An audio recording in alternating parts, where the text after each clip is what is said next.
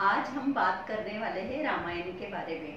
अभी लॉकडाउन है तो पौराणिक कथाओं पर आधारित जो सीरियल हुआ करती थी पहले, रामायण महाभारत, वो अभी भी दिखा रहे, तो ये बहुत अच्छी बात है। जब फर्स्ट टाइम रामायण टीवी पर आया था 1987 में, उस वक्त भी मैं रामायण देखती थी, लेकिन उस वक्त मैं बहुत छोटी थी, 10 साल की भी नहीं थी। लेकिन हाँ, मुझे याद है मैं रामायण देखती थी, क्योंकि मेरे घर पर टीवी था नहीं, तो सामने वाले घर पर टीवी था, तो मैं उनके यहाँ जाकर रामायण देखती थी, महाभारत देखती थी, तो मुझे बहुत मार भी पड़ती थी। मुझे लगा कि अभी जो रामायण आ रहा है, मैं अपने बच्चों के साथ बैठकर देखती हूँ, उन्हें मैं समझाती हूँ कई सारी चीज़ें, तो मुझे लगा कि क्यों ना मैं इस पर भी एक वीडियो बनाऊँ और आप सबके साथ मेरे थॉट्स जो है वो मैं आप सबके साथ शेयर करूँ।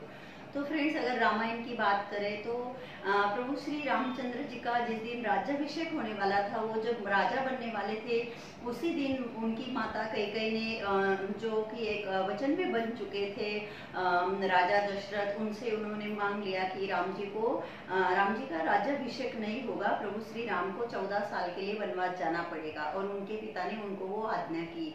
तो राम जी बहुत खुशी खुशी तैयार हो गए वनवास जाने के लिए। तो मतलब यहाँ पर देख सकते हैं कि उनको, जहाँ पर एक तरफ उनका राज्याभिषेक होने वाला था और अभी उनको पता चलता है कि उनका राज्याभिषेक नहीं हो रहा, उनको वन में जाना पड़ रहा है, फिर भी वो बिल्कुल भी दुखी नहीं होते हैं और बहुत मतलब खुशी से अपने पिता की आज्ञा का पालन करते हैं, जबकि उनके पिता खुद बहुत दुखी होते हैं उस टाइम पर, लेकिन वो बहुत खुशी से जाने के लिए तैयार होते हैं। तो इतने आज्ञाकारी थे राम। तो आजकल के बच्चे हम जहाँ पर देखते हैं, वो बहुत इजीली माँ बाप को कह देते हैं कि आपको तो कुछ नहीं पता, आपको कुछ नहीं मालूम, आप चुप रहो, आपने क्या किया है हमारे लिए। मैं बच्चों को दोष नहीं दे रही हूँ, मैं भी किसी की बेटी हूँ और मेरे भी बच्चे हैं। तो मतलब आजकल की जनरेशन जो पेरेंट्स से जिस तरह से बिहेव करती है, तो उन्हें हम समझा सकते हैं कि देखो, ऐसे भी पुत्र थे, तभी वो भगवान थे। मुझे ये भी पता है रामायण जो है वो पहले लिखी गई थी, महर्षि वाल्मीकि ने रामायण पहले लिखी गई थी, और प्रभु श्री राम साक्षात नारायण का अवतार थे, तो ये सब पहले से तय था कि ऐसा होना है। फिर भी हम अपने बच्चों को ये बता सकते हैं कि देखो, ऐसे पुत्र थे प्रभु श्री रामचंद्र जी। और जैसे कि माता सीता की अगर हम बात करें, तो एक बात मैं यहाँ पर आपको बताती हूँ कि जैसे न्यूज में देखती हूँ, तो कोविड-19 जो चल रहा है, लॉकडाउन है, सब घर में है, तो फॉरेन कंट्रीज की बात मैंने एक सुनी कि अगर आगे जाकर हो सकता है कि बहुत सारे डिवोर्स के केस फाइल हो, तो वो इस वजह से कि मतलब वो घर में रह रहे, तो एक दूसरे के साथ टाइम स्पेंड कर रहे, तो उनके भी ज्यादा झगड़े होते होंगे और उसका ये आउटपुट होने वाला है। तो अगर हम बात करें सीता माता की, तो नई नई उनकी शादी हुई होती है, लेकिन वो फिर भी अपने पति के साथ 14 साल वनवास जाने के लिए तैयार हो जाती है, क्योंकि उनकी विचारधाराएं ऐसी है, जहाँ पर मेरे पति होंगे वहीं पर मैं होंगी। तो मतलब, और जब वो लोग वनवास जाते हैं तो कितनी सारी कठिनाइयों का वो लोग सामना करते हैं।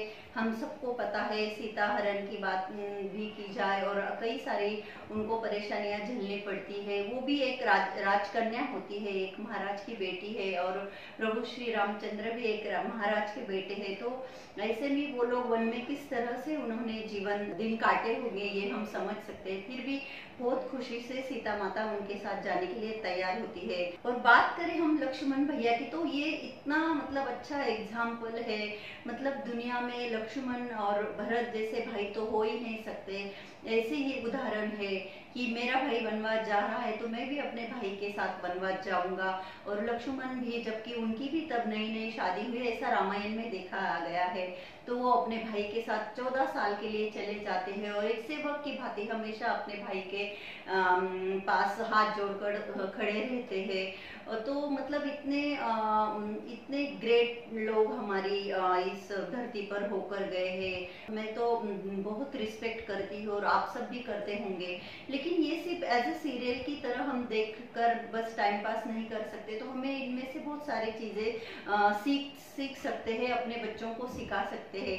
और हाँ, यहाँ पर मैं एक चीज ये भी बोलना चाहती हूँ कि मैं कोई संत महात्मा नहीं हूँ कि मैं उपदेश कर रही हूँ, या मुझसे कोई गलती नहीं होती होती है या मैं गलत नहीं हूँ, ऐसा बिल्कुल भी नहीं है। हम सब इंसान हैं, हम कोई भगवान नहीं है। हमारे हाथ से भी गलतियां होती है, लेकिन हम कोशिश तो कर सकते हैं उनको सुधारने की।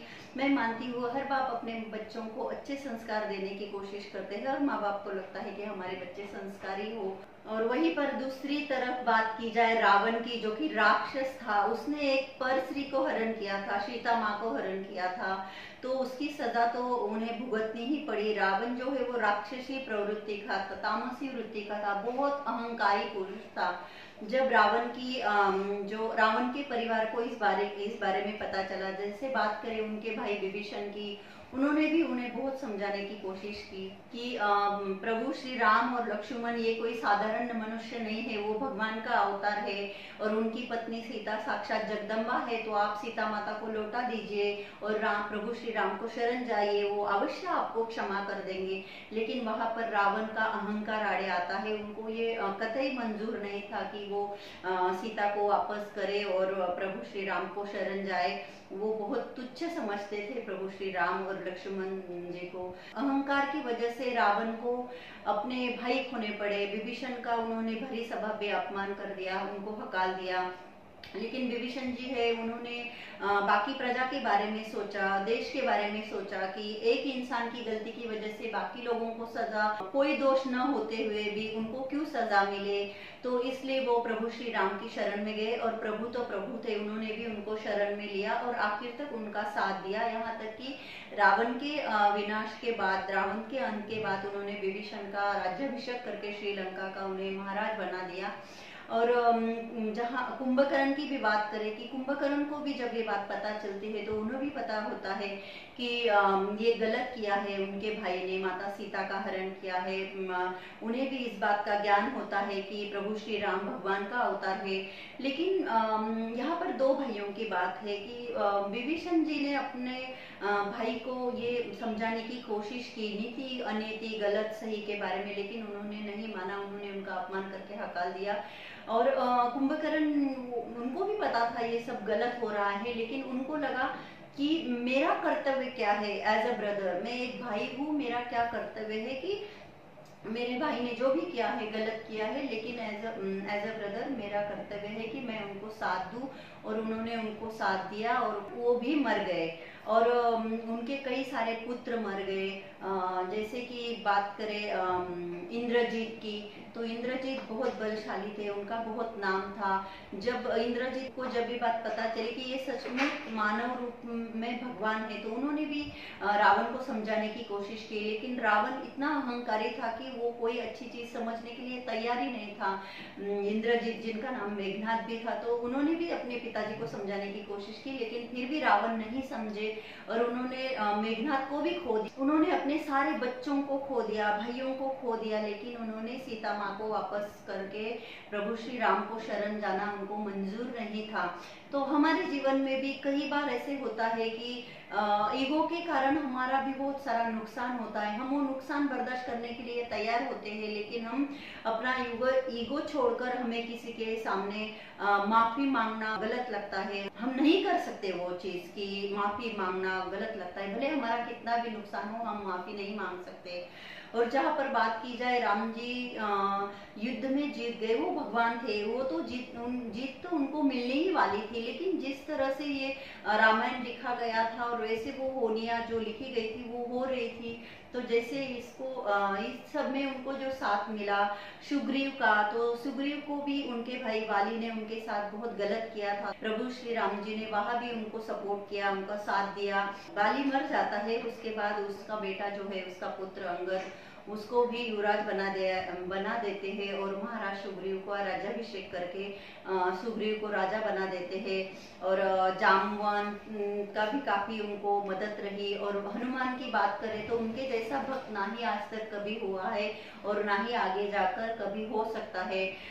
सीता जी से पहले मिलने अशोका वाटिका में हनुमान ही गए थे और जब भैया लक्ष्मण मूर्छित हुए थे तब उनके प्राण बचाने के लिए भी संजीवनी लाने वाले भी हनुमान ही थे। तो यहाँ पर समझ सकते हैं कि एकता में बल होता है। राम को, प्रभु श्री राम को अपने मित्रों का सहयोग मिलता है, तभी वो युद्ध में जीत पाते हैं। तो हम इन सीरियलों को एज अ सीरियल समझ के सिर्फ देख के छोड़ ना दे, बस कोशिश करें। मुझे खुद को भी जरूरत है खुद में चेंज करने की।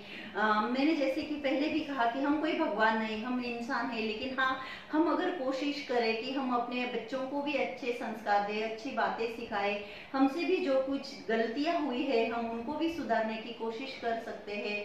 यहाँ तक कि जिस माता की वजह से उनको 14 साल वनवास में रहना पड़ा, उस माता के लिए भी उनके मन में कोई राग द्वेष नहीं था। जब वो अयोध्या वापस आते हैं तो सबसे पहले वो माता कैकेयी को प्रणाम करते हैं, सबसे पहले वो माता कैकेयी के भवन में जाते हैं।